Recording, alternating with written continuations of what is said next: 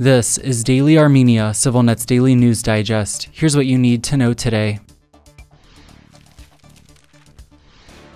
Large crowds of demonstrators gathered again this afternoon alongside Bagrat Galastanyan, the archbishop who has emerged as the protest movement's leader, to call on Prime Minister Nikol Pashinyan to resign over a border delimitation deal reached with Azerbaijan last month. Today's rally took place around Yerevan's landmark Opera House, where this year's meeting of the European Bank for Reconstruction and Development is taking place. As of 5 p.m. local time, the protests remained peaceful, with no arrests despite a heavy police presence. Please follow CivilNet for more updates on this developing story. In related news, Armenia's leading press freedom groups have decried the recent uptick in police violence against media workers as the anti-government protests continue. We strongly condemn the totally unjustifiable use of force against journalists and camera operators, and we note that the police have not publicly announced any official investigations into the matter, despite many demands, the group said in a joint statement Monday. At least 2 reporters covering the protests have been hospitalized so far this week after encounters with law enforcement, taking the total number of cases of violence against media workers since the protests began earlier this month to at least 8.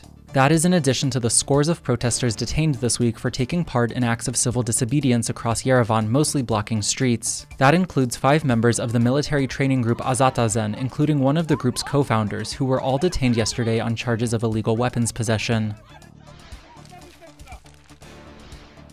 A senior Russian diplomat has called on Armenia and Azerbaijan to resume 3-way talks with the Kremlin on reopening regional transport and transit routes after almost a year of inaction. We consider it necessary to restart the full work of the Trilateral Working Group as soon as possible, not only to unblock the South Caucasus transport and communication system, but also to establish a sustainable peace in the region, Deputy Foreign Minister Mikhail Galuzin told the news.ru site in a lengthy interview published yesterday. Continuing, Galuzin insisted Russia does not use the term Zangezur corridor to describe a potential future transit route to connect mainland Azerbaijan in the Nakhichevan exclave via Armenia's southernmost Syunik region, adding, Russia does not advocate for the creation of any one specific route. For its part, Armenia has indicated it is willing to allow transit via Syunik, but has repeatedly rejected the term Zangezur corridor, which it sees as a call to provide Azerbaijan an extraterritorial route that would not be subject to customs checks or other controls. There was no immediate reaction from Yerevan or Baku to Galuzin's call for more negotiations with Moscow on those issues. In addition, Galuzin defended the efforts of the peacekeeping contingent Russia deployed to Nagorno-Karabakh after the 2020 war, insisting they brought peace and stability to the conflict zone. Referring to the peacekeepers' failure to prevent Azerbaijan's forceful takeover of Nagorno-Karabakh last year, he shifted blame squarely on Armenia, saying the country's recognition of Azerbaijan's territorial integrity in 2022 radically changed the fundamental conditions on the ground and directly affected the activities of the Russian peacekeeping contingent. In related news, the peacekeepers today formally concluded their withdrawal from Nagorno-Karabakh, with senior military figures from Russia and Azerbaijan taking part in a small closing ceremony at the peacekeepers' former headquarters outside of Stepanakert. The peacekeepers, whose mandate was initially set to run through next year, began leaving last month.